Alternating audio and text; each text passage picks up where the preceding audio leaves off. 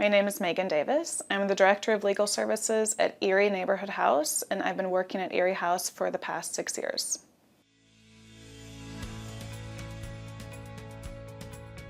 My interest in migration goes back to when I was in law school. I am an immigration attorney, and I went to DePaul Law from 2011 to 2014.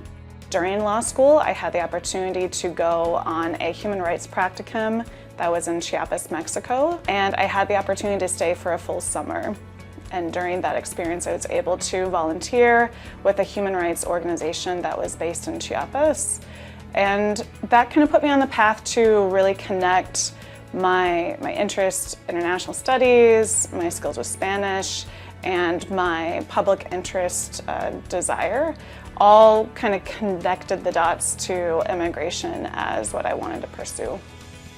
In order to be an effective immigration advocate, you have to be able to represent your client's interests, and a big piece of that is being able to affirm and see their dignity and help the immigration officers, the immigration judges, whoever is going to be deciding the outcome of your client's case, really showing their humanity. Unfortunately, the immigration system in the United States, I can say, is very inhumane in a lot of respects, between the laws and the policies and the disparities in treatment across different populations of people who immigrate to the United States. It is in many ways dehumanizing, and people get reduced to maybe one past mistake that might make them ineligible to qualify to become a citizen, to qualify to receive a green card, or even obtain other types of protection here.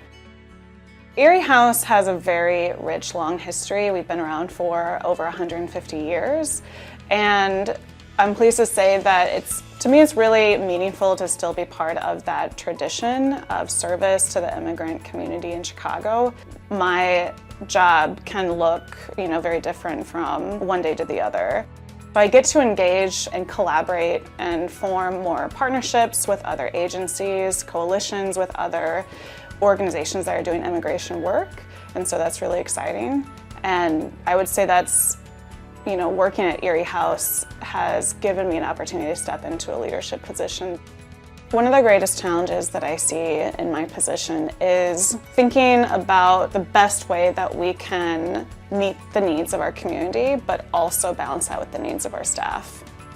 There's tension between the demand versus the capacity that we have, and that really is an ongoing struggle in how to best balance that. When the political climate changes, which it does frequently, it does impact immigration in many ways, making the immigration process more difficult and more out of reach for a lot of people, creating fear in communities around whether to even seek certain benefits that they may be eligible for. So we always, as advocates, we have to stay on top of what is happening politically and understand how that's going to impact our clients.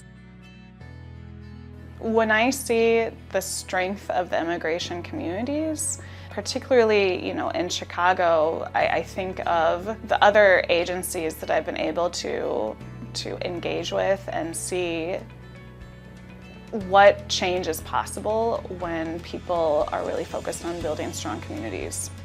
I'm very inspired, constantly inspired by the work that immigrant communities have been able to do. And even in the absence of Congress really taking meaningful action, we've seen great successes because of organizing, because of protesting, because of people's engagement with different local initiatives, and that's really exciting. My hope is that people will continue to see, one story at a time, the impact that immigrants have on the United States. I think in a lot of ways, people's connection to what it means to immigrate here, some of us may not feel that as deeply or as intensely as others. But I think each time you tell a story and you can connect people to the experience of migration and what it may mean and what it may give people the opportunity to have in this country, really pushes forward true change. And that's what I hope we will be seeing the longer that I stay in this field, and hopefully others.